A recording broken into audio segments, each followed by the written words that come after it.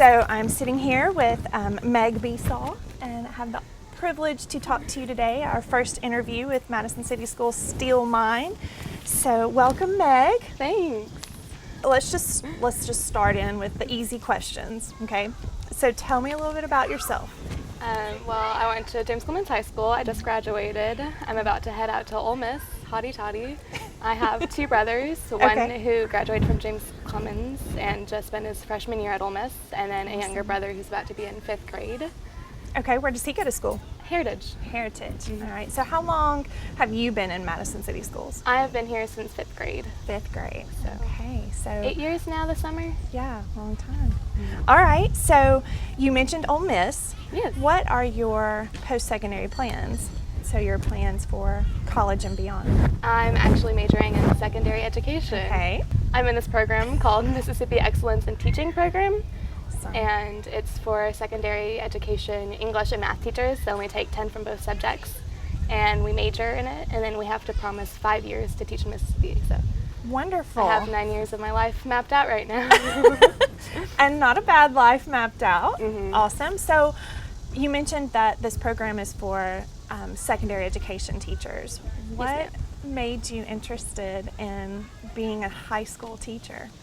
I don't really know. In all of my classes, it was kind of just like natural for me to be the one that everyone came to, and I helped them, and it's something that I'm good at, helping people and talking to people and everything. So I think it's a good place for me. It's a good connection. I see that being an excellent fit for you. Do you have a grade level in mind? I know I mentioned high school, but really with secondary that could include 7th or 8th grade as well. I'm thinking high school. Okay. I'll go wherever they take me, but I'm hoping high school. Okay, but like English, you said the program was for English or math? So English. Wonderful. And maybe after your 9 years in Mississippi, you might venture back to Alabama? Maybe. That would be fun. Depends where I am. Yeah. Okay, so you said you didn't really have a specific thing that you could point out that led you to be an educator, but is there anything that you experienced in education, a teacher that sticks out in your mind, or a moment in a class that made an impact on you? Can you pinpoint anything like that? Okay, well, there's this one moment that I really like for some reason. It was the day that I had a Skype interview with METP. It was their finalist round, and I had it during school on a Thursday, and it was during second block. So I told Coach Harvard, and he was like, "Yeah, you go do that." And by that time, Mr. Overcash was teaching our Jets press class, and I told him about it, and he was just so excited for me. For some reason, he just was overjoyed that this was an opportunity that I was getting. And it was the week that the Lies About High School was going on, so he was extremely busy getting cameras set up and making sure everything was ready for that. But during that time, during first block, he juggled that and helping me find a place to set up for the Skype interview and making sure I was all ready and calm and knew that I'd be fine.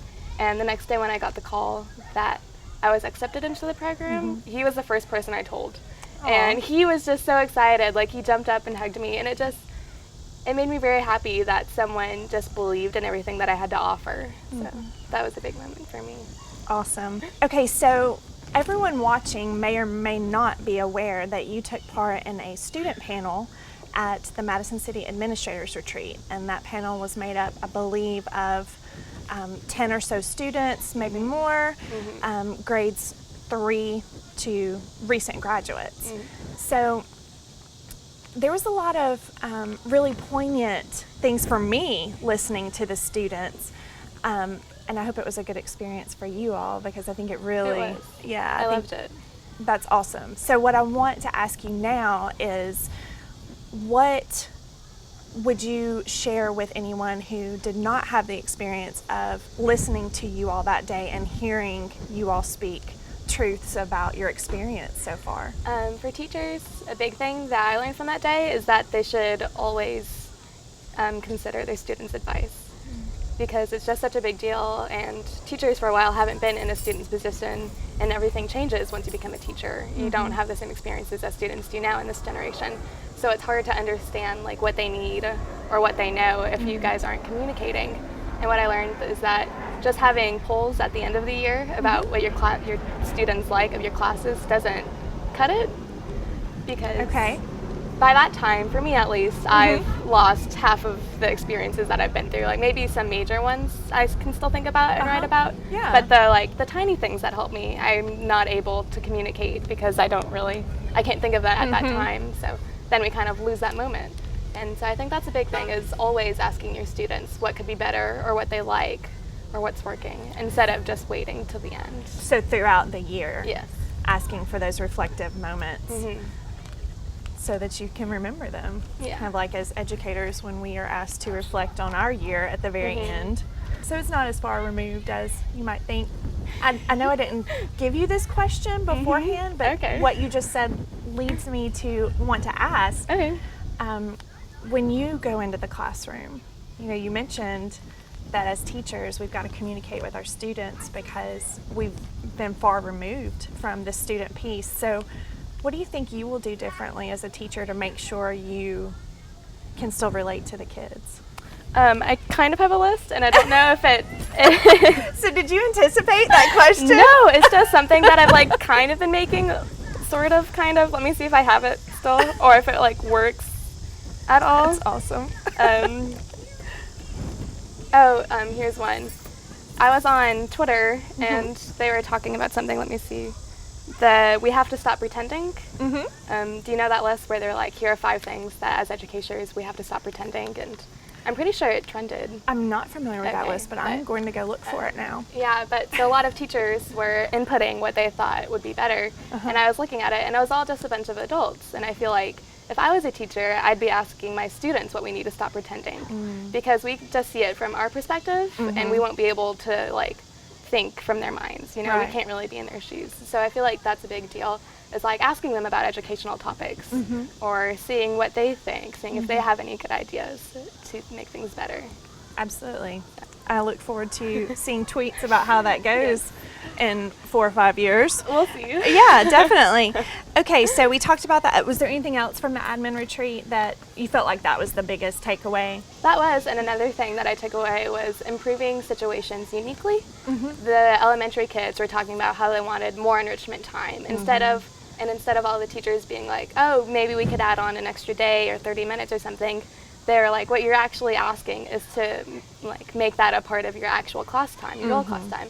And I thought that was interesting because I was like, oh, I wouldn't have thought that they were saying this is actually what we want. Yeah. We want to be creative in our own classrooms instead of having to leave and go do it somewhere else.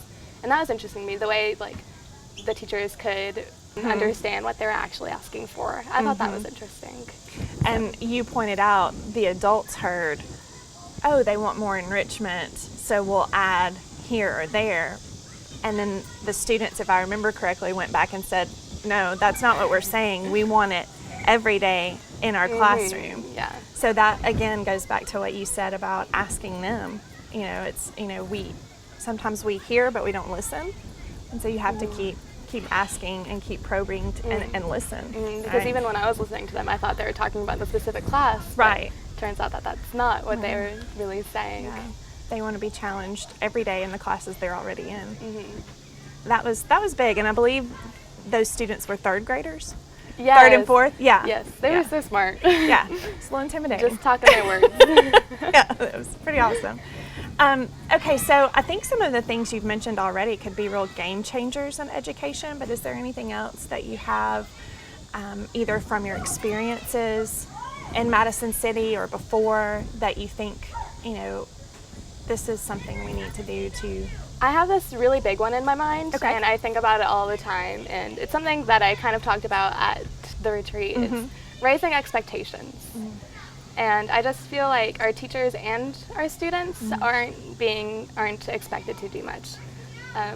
Sorry, I'm trying to figure out how to word this. No, it's good. Remember, that's a truth that we talked about. Okay. So we need to expect more.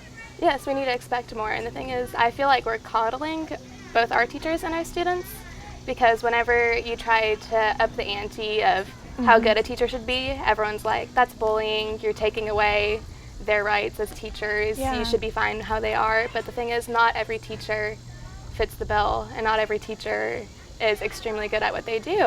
And education is a big force in our students. It's what makes them be able to go on and find jobs and learn more and be really good human beings. And the thing is, if you don't have good teachers, you're going to have the same quality of education as what your teacher is willing to offer. And the thing is, I don't think we should have a low bar when it comes to education. And then the same with students, where it's more of what we feel like they deserve than what they earned. And so, yeah. Sorry. No, that's good. That was a very poignant truth. Yeah, I feel like statement. I'm being Yeah. kind of harsh, but No. Yeah, the truth is, I read on highereducation.org the college preparedness of students. I'm sorry. I love it that you're Like, not even in. Yeah, you haven't started this journey in your life yet, and you're already seeking out. I'm so excited because Yeah, it's like I have that's these awesome. 4 years of being able to grow more, and I just really want to be a really good teacher. So I feel like starting now is a good point, like a good place for me to go. But so on highereducation.com, .org actually, they're talking about the readiness of college that students are, and the percentage is so at the highest level, only 10% of students. So like really selective colleges, only 10% of students weren't ready.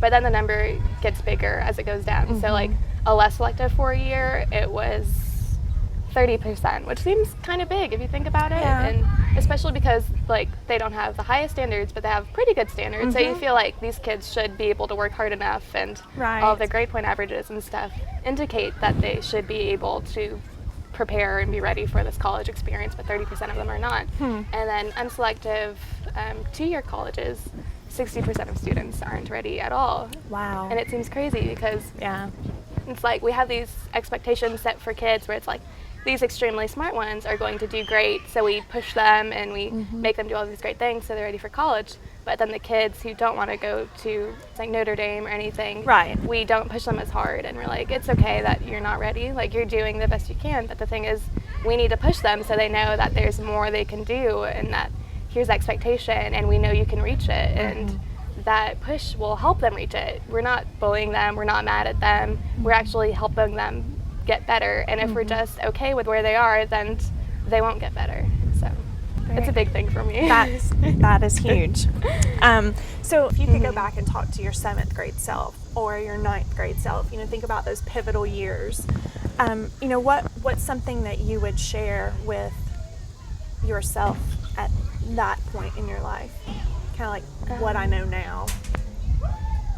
I would say don't worry so much about like the end goal of what I want to do or who I want to be. It's more about seeing all the options of what you can do and what you can be at that point, because later on in life you get to decide and make those decisions. But if you haven't tried things, if you haven't experienced a lot, then you kind of, I don't know, narrow those options. Yeah, you narrow those options. So it's good for students to try a lot of things and experience a bunch of different classes and see what their interests are and what they're good at and what they can be better at. So is there anything else that you want to say, that you want to share, that we haven't touched on? Not really. I want to thank Madison City Schools. It's been a great 8 years, right? I just really love the school system here, and I was really glad to be a part of it. So I just want to say thanks for that. Good job. Good job. Well, Meg, thank you so much. I think this has been a very enlightening a few minutes in my life. Thanks for having me. Yes, and I really look forward to the things that you are going to do. No pressure there, but I think you will be amazing and be a game changer in the world of education. So I'll be looking for what you will be doing in the future. Me too. We'll see.